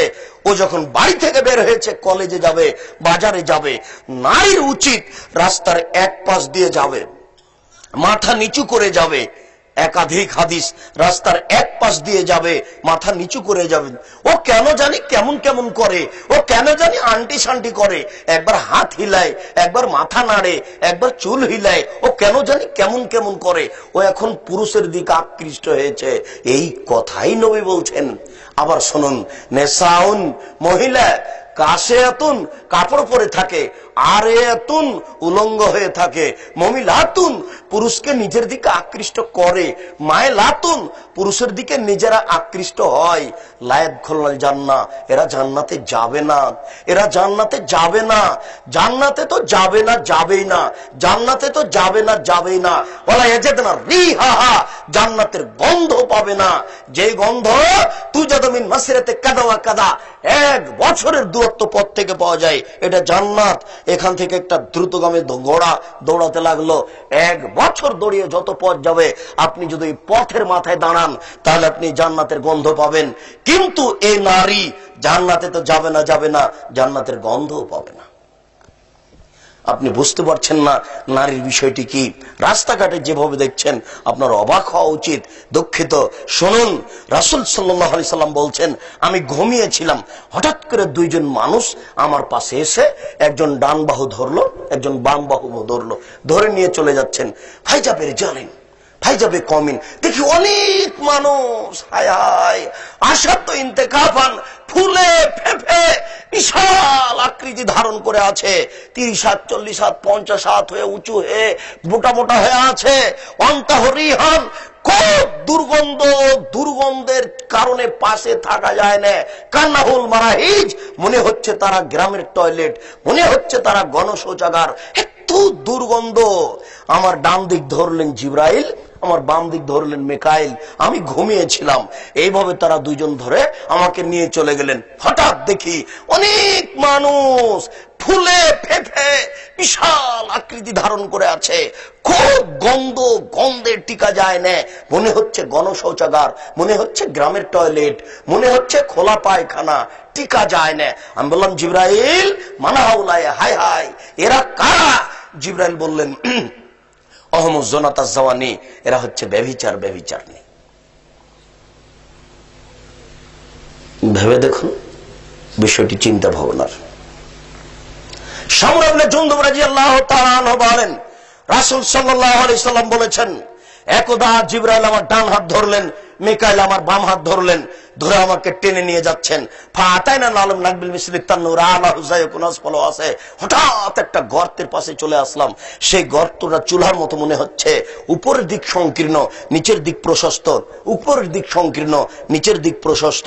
তাওয়াক্কুতা হতো নার, ভিতরে ধা ধা ধা ধা করে আগুন জ্বলছে।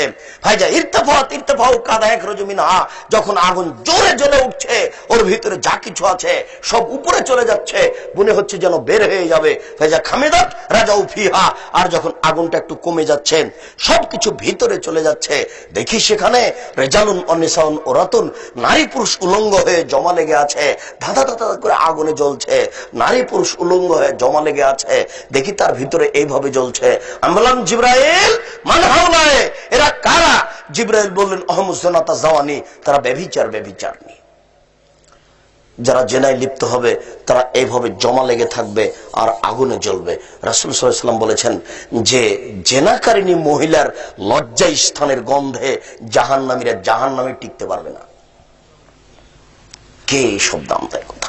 রাসূল সাল্লাল্লাহু আলাইহি ওয়াসাল্লাম বলেন, ইন্নাল্লাহা ইয়াদুরু মিন খালকিহি, নিশ্চয় আল্লাহ তাআলা মানুষের নিকটে থাকেন, নিশ্চয় আল্লাহ তাআলা মানুষের নিকটে থাকেন, নিশ্চয় আল্লাহ তাআলা মানুষের নিকটে থাকেন। এক ফেরো ইয়াস্তাগফিরু, যে ক্ষমা চাই তাকে ক্ষমা করে দেন, যে ক্ষমা চাই তাকে ক্ষমা করে দেন। ইল্লাল বাগিন বিফারজিহা, তবে যার অবৈধ সম্পর্ক আছে তাকে আল্লাহ ক্ষমা করেন না, তার দোয়া কবুল হয় না। যুবক, তোমাকে আবার হাদিস শোনাই, তোমাকে মূলত শোনাতে এসেছি, তোমাকে মূলত শোনাতে এসেছি। তুমি মনে রেখিও, তোমার বোন মনে রাখে, যেন জাতির যুবক যুবতী যেন মনে রাখে, রাসূল সাল্লাল্লাহু আলাইহি সাল্লাম বলেন, নিশ্চয় আল্লাহ মানুষের সাথে থাকেন। নিশ্চয় আল্লাহ মানুষের সাথে থাকেন, নিশ্চয় আল্লাহ মানুষের সাথে থাকেন। একফির মান ইস্তাগফির, যে ক্ষমা চায় তাকে আল্লাহ ক্ষমা করে দেন, যে ক্ষমা চায় আল্লাহ তাকে ক্ষমা করে দেন, যে ক্ষমা চায় আল্লাহ তাকে ক্ষমা করে দেন। ইল্লাল বাগিন বিফারজিহা, তবে যার অবৈধ সম্পর্ক আছে তাকে ক্ষমা করেন না। যুবক, তুমি ম্যাট্রিক পরীক্ষা দিয়েছ, আল্লাহর দরবারে খুব প্রার্থনা করছো, আল্লাহ আমার রেজাল্টটা যেন ভালো হয়, আল্লাহ আমার রেজাল্টটা যেন ভালো হয়, কিন্তু তোমার আরেকজন যুবতীর সাথে মোবাইলে গল্প চলে। তুমি বিশ্বাস করো, যতদিন পর্যন্ত তোমার মোবাইলে গল্প চলছে ততদিন পর্যন্ত তোমার দোয়া কবুল হবে না, তোমার পাপ ক্ষমাও হবে না। তোমার মা তাহাজ্জুদ পড়ে, বোরখা পরে চলে, তোমার বাপ যখন থাকে না তখন তোমার মা মোবাইলে আরেকজনের সাথে গল্প করে।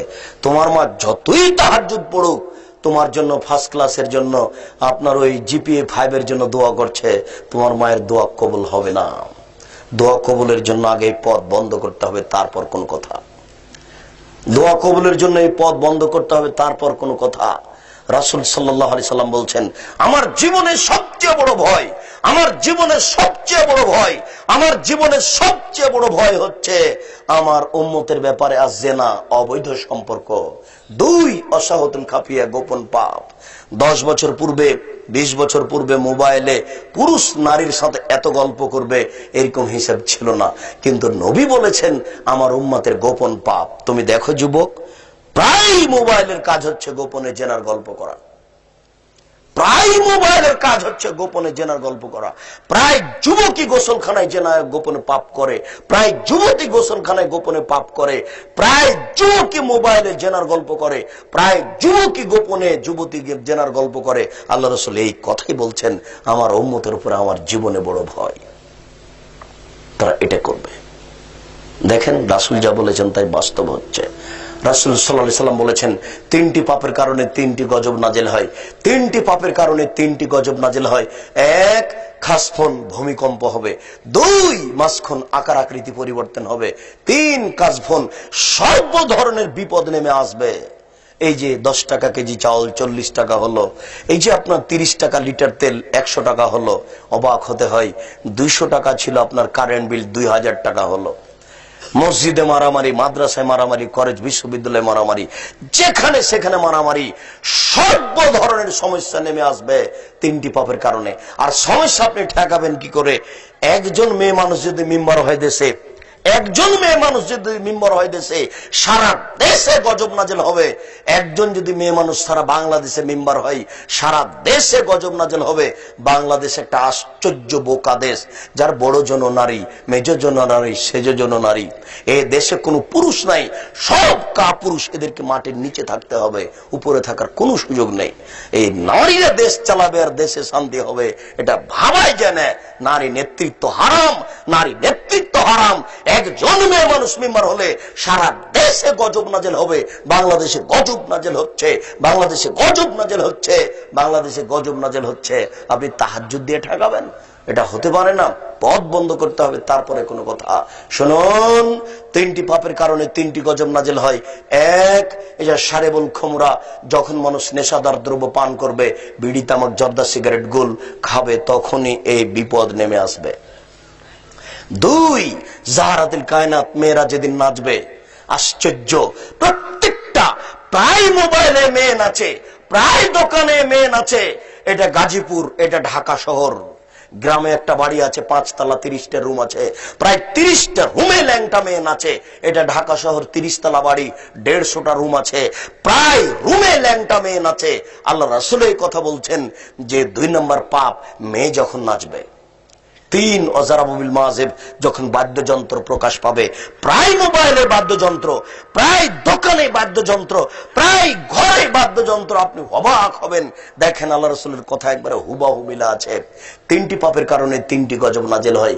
দেখি আপনার মনে থাকবে কিনা, বাড়ি যাবেন আর বলবেন আল্লাহ রাসূল বলেছেন 3টি পাপের কারণে 3টি গজব নাজিল হয়। দেখি গজব 3টে মনে আছে কিনা, বলেন তো দেখি। 1, ভূমিকম্প।